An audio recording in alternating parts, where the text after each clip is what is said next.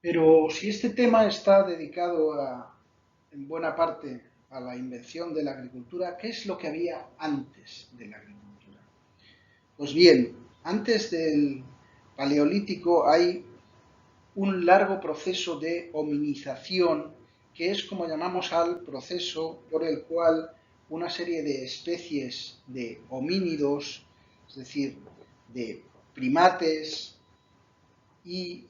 o especies parecidas al género Homo, se van convirtiendo en lo que es hoy la especie Homo sapiens sapiens, es decir, la nuestra, y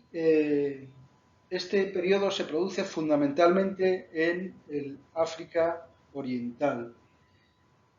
Y desde allí se produce la expansión de Homo sapiens a partir del 65.000 antes de nuestra era a distintos territorios del mundo, empezando por los más cercanos, el Oriente Próximo, Egipto, Europa, siguiendo por Asia y alcanzando hasta América y Oceanía en distintas fechas que se indican en el mapa 2.1. Pues bien, este proceso, que como digo llamamos hominización, tiene lugar fundamentalmente en África y es en esta etapa el hombre es ante todo un cazador-recolector, es decir, que vive de lo que le ofrece la naturaleza, de plantas silvestres y animales salvajes, es decir, que en este sentido no es muy diferente de otras especies animales. Solo más tarde, con la domesticación de plantas y animales, es decir, con lo que llamaremos la revolución del Neolítico, el Homo sapiens sapiens pasará a producir con la domesticación de plantas y animales y a distribuir el producto de esta producción, es decir, que entrará en la etapa de la economía y de ahí que digamos que la invención de la agricultura supuso la aparición del Homo economicus. El Homo economicus no es una especie, es una metáfora eso. Simplemente buscamos transmitir la idea de que es la economía la que se inicia en este periodo y por tanto también la historia económica. Como decimos, en este periodo de inicial tras la hominización se inicia lo que llamamos el Paleolítico, que ya corresponde a la historia del género Homo, y en esta fase fundamentalmente se trata de una especie que se dedica a la caza y la recolección, y a la que no le fue mal en esta etapa, pues de hecho aumenta el número de individuos, se calcula que entre 6 y 10 millones de seres humanos al final del Paleolítico y su área de expansión por todo el orbe.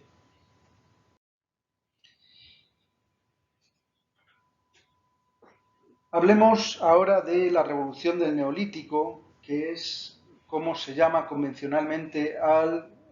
proceso de domesticación de plantas y animales a partir de aproximadamente el año 10.000 antes de nuestra era y que es la primera gran revolución, el primer gran salto de la historia económica de la humanidad. Veremos cómo mucho tiempo después será en el siglo XVIII la revolución industrial la que constituya el segundo gran salto y que va a marcar, por tanto, buena parte de la historia humana. Neolítico quiere decir la edad de piedra nueva frente al paleolítico, que es la edad de piedra antigua, y en esta fase se convierten las poblaciones humanas de cazadores-recolectores en agricultores y ganaderos, y hay que hacer hincapié en lo importante que es la ganadería y su combinación con la agricultura, y Esto se produce a través de un largo proceso no lineal en el que se acumulan una larga serie de descubrimientos menores relativos a la calidad de distintas semillas, a la selección de las especies más aptas para el cultivo, a la invención de instrumentos y técnicas que permiten el cultivo o la domesticación de los animales y también el conocimiento de los ciclos de la naturaleza y cómo afectan a la reproducción de estas especies recién domesticadas. Inicialmente, estas técnicas, estas invenciones conviven con prácticas de caza y recolección, es decir, solo una pequeña parte de las poblaciones humanas y solo una pequeña parte del tiempo se dedican al cuidado de las plantas domesticadas y los animales domesticados. Sin embargo, hacia el primer milenio antes de nuestra era ya estaban desarrollados los componentes básicos de la agricultura que permanecerán hasta el siglo XVIII. Estos componentes son básicamente la siembra combinada de alguna especie de cereal con especies de leguminosas, de legumbres, el instrumental básico, como son los arados, o antes que los arados, los palos cavadores y las azadas, las hoces u otros instrumentos para la siega, recipientes en los que almacenar las cosechas. Las técnicas básicas de la agricultura, en concreto el barbecho, es decir, el descubrimiento de que la conservación de la fertilidad de la tierra requería dejar en descanso la tierra sin cultivar durante alguna fase, normalmente un año entre un cultivo y otro, esto es lo que se llama rotación bienal o de año y vez, y también las técnicas de abonado que permiten restaurar la capacidad nutritiva de la tierra, y por último el conocimiento de un calendario agrónomo, agrario, más preciso que indique las fechas en las que se producen las distintas fases del crecimiento de las plantas o de la cría de los animales y su aprovechamiento por parte del hombre. Pues bien, sobre esta revolución neolítica que, como decimos, ya está completada hacia el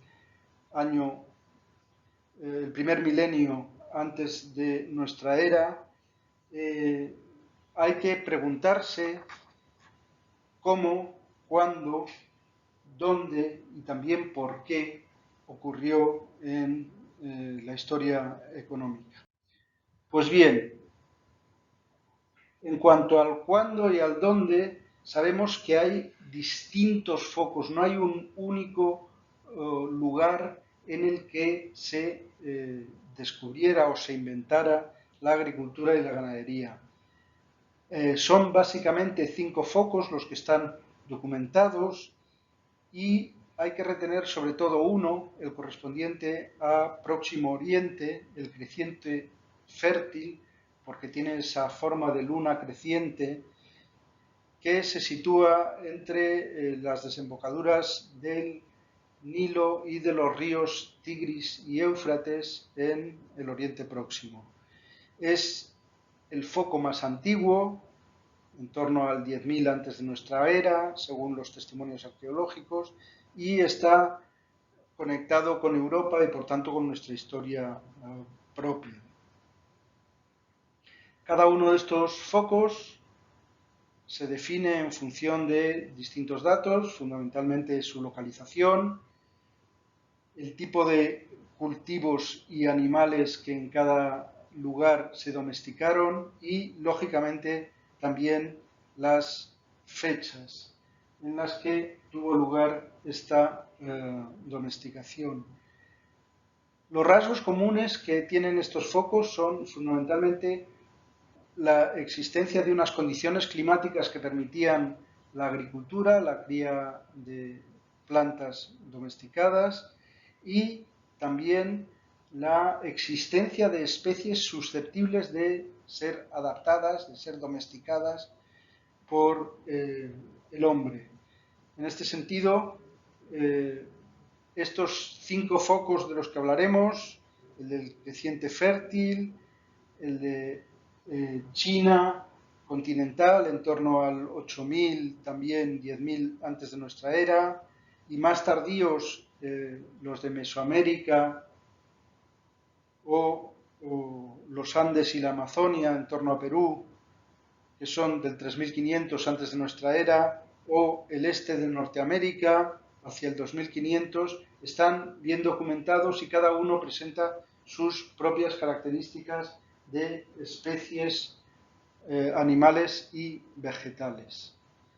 Es importante notar, por tanto, que no son focos que son focos independientes, por tanto, no se produce un proceso de difusión desde un único foco, a diferencia de lo que ocurre con la expansión de Homo sapiens, que toda ella tiene su origen en el África Oriental. En el caso de la agricultura se trata de focos distintos e independientes y, sin embargo, a partir de estos focos se producen procesos de difusión a las zonas más cercanas, como queda ilustrado en el mapa del manual que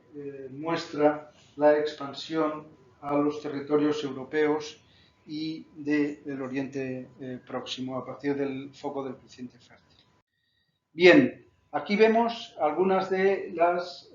combinaciones de cultivos y animales domesticados junto con sus fechas aproximadas de aparición. En el creciente fértil, como podemos ver, es el trigo, el cereal principal, y el guisante, la leguminosa, junto con la aparición de la aceituna y su cultivo. Como animales son la oveja y la cabra los más característicos, los primeros domesticados, aunque posteriormente se le añadirán otros como los equinos o los bovinos.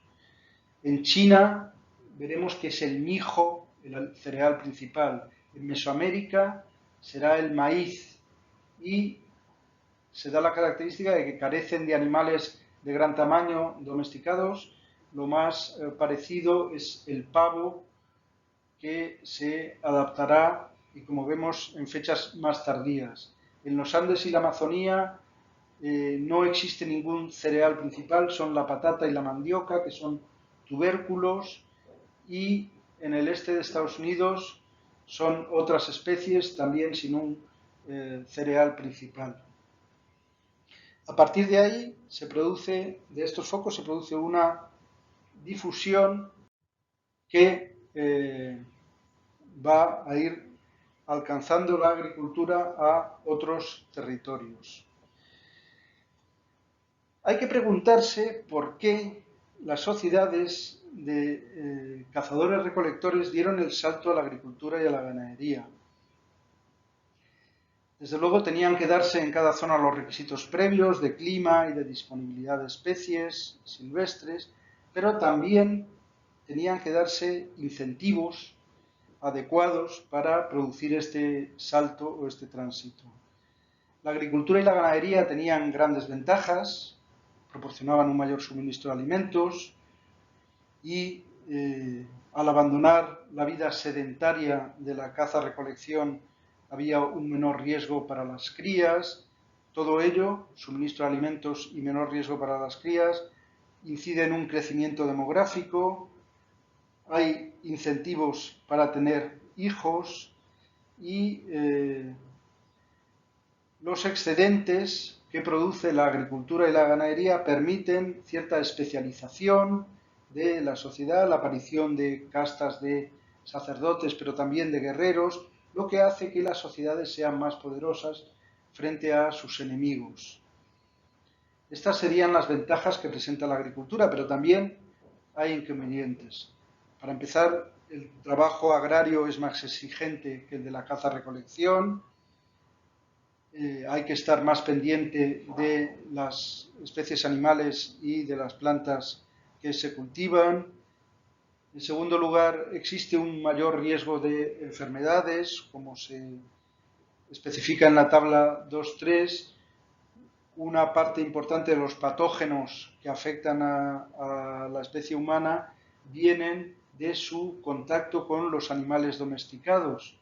ya sea el ganado vacuno, el ganado de cerda o otros tipos de ganado. Por último, la dieta de los agricultores ganaderos era más limitada, más pobre en este sentido, menos variada que la de los cazadores recolectores, y también existía un mayor riesgo de hambre o hambrunas si se producían malas cosechas. Por tanto, de hecho, podemos ver que había inconvenientes importantes que afectan fundamentalmente a los individuos, es decir, los inconvenientes son fundamentalmente en términos individuales, mientras que las ventajas son sobre todo para el grupo. Mayor suministro de alimentos, mayor tamaño, mayor poder, mayor capacidad defensiva. Es decir, todo eso no son directamente ventajas para las personas individuales, sino fundamentalmente para el grupo. Por tanto, hay que preguntarse por qué, habiendo estos severos inconvenientes para los individuos, se planteó el salto a la agricultura y a la ganadería. Hay básicamente dos hipótesis. La primera, que suele identificarse con el nombre de Esther Boserup, es que el crecimiento demográfico fue el que forzó el desarrollo de la agricultura y la ganadería. Fue el crecimiento de la población de las sociedades cazadoras recolectoras lo que les obligó a buscar nuevas soluciones de alimentación. Esta sería una explicación. La otra es que una vez que algunas sociedades humanas optaron por la caza, por dejar la caza y la recolección y pasar a la agricultura y a la ganadería, habrían generado una competencia con las sociedades vecinas, frente a las cuales los agricultores y ganaderos tenían importantes ventajas, como hemos dicho, por su número, por su capacidad de especialización para la guerra, etc. De tal forma que el crecimiento demográfico sería no la causa, sino la consecuencia del éxito de las sociedades agricultoras sobre las cazadoras recolectoras y, por tanto, que se impusiera esta solución a gran escala a través de una serie de procesos de enfrentamiento y de imitación. Hemos mencionado un concepto al que quisiéramos dedicar un poco de atención. Es el concepto de excedente, que es definido como la parte del producto que queda una vez cubiertas las necesidades para reproducir el proceso de producción. Es decir, una vez asegurado que se va a poder reproducir el proceso de cría de animales y de cultivo de las plantas. Pues bien, es decir, es la cosecha, digamos, o el producto también de la ganadería, al que detraemos la parte que se pueda dedicar a la semilla para el siguiente ciclo agrario, para el alimento de los agricultores implicados en ellos y también una parte dedicada a las reservas. Normalmente se calcula que la semilla absorbía un 20% de la producción, la mano de obra y los animales entre el 20 y el 60%, dependiendo de los rendimientos de la tierra, y habría que dejar un 10% de reservas para casos de eventualidad o de crisis. Bien, lo que quedase una vez detraídas estas cantidades es lo que llamamos el excedente. Pues bien, el excedente productivo en las sociedades agrarias oscila entre el 10 y el 50% del producto, aunque lo más frecuente es que se sitúe entre el 10 y el 20% de todo lo producido. Esto nos da los límites del crecimiento de las sociedades agrarias, es decir, significa que en torno al 80 o al 90% de la población tiene que trabajar en la agricultura porque solo hay un 10-20% de producto que se puede dedicar a alimentar a gente que no trabaja directamente en la agricultura. Es decir, nos da el tamaño de los sectores manufactureros, comerciales, pero también de los guerreros, de los sacerdotes, de los maestros, de los transportistas, es decir, de todos aquellos que no se dedican directamente a la producción de alimentos, están limitados por las dimensiones del excedente. Y, por tanto, es un concepto que conviene que tengamos claro y que sepamos que plantea esta limitación al crecimiento, porque será la misma limitación que siga perviviendo hasta los siglos XVII y XVIII. Por último, queda por detallar las consecuencias de la aparición de la agricultura y la ganadería, que son muy importantes. La principal es la sedentarización, así como los pastores, los agricultores recolectores, perdón, los cazadores recolectores eran nómadas, los agricultores ganaderos viven de forma estable sobre el territorio, son sedentarios. Bien, esto genera incentivos, como hemos visto, para el aumento de la población junto al aumento de la producción. Ese aumento de la población genera nuevos lazos sociales, nuevas formas de relacionarse y la aparición de grupos de jefes, de guerreros, de sacerdotes, que no tienen que trabajar directamente para vivir, o por lo menos no trabajar en la agricultura. También, como consecuencia de la invención de la agricultura y la ganadería, se genera la aparición de la propiedad privada y con ella de la herencia, porque hasta entonces los bienes de los cazadores recolectores, de los cuales se pueden apropiar, pues tienen una importancia muy limitada. Son apenas herramientas, armas de caza, algunas posesiones básicas en forma de pieles, de tejidos, etc. Bueno,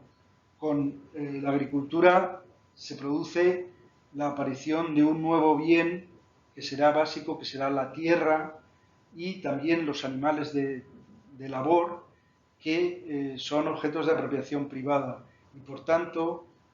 constituyen la base de la riqueza y de la diferenciación social en función de si se poseen o no.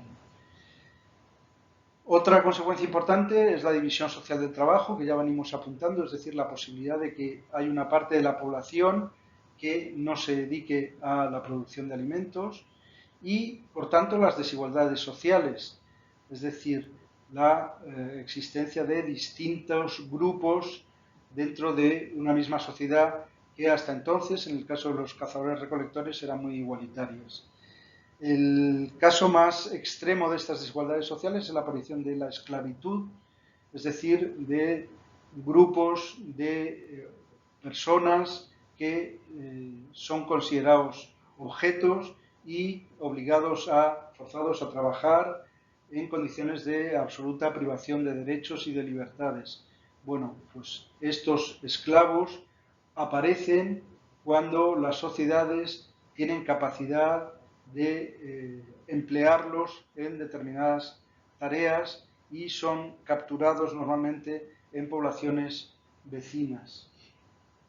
También aparecen conflictos nuevos y, por tanto, la necesidad de nuevas formas de resolver estos conflictos en el formato de leyes y regulaciones complejas y, en algunos casos, como en el Código de Hammurabi, ya en el 1700 antes de nuestra era, en forma de leyes escritas.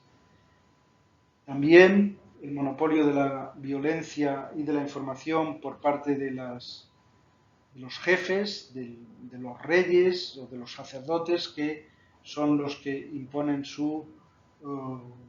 normas sobre el conjunto de las sociedades, y, ligado a ello, mecanismos de apropiación de excedentes, es decir,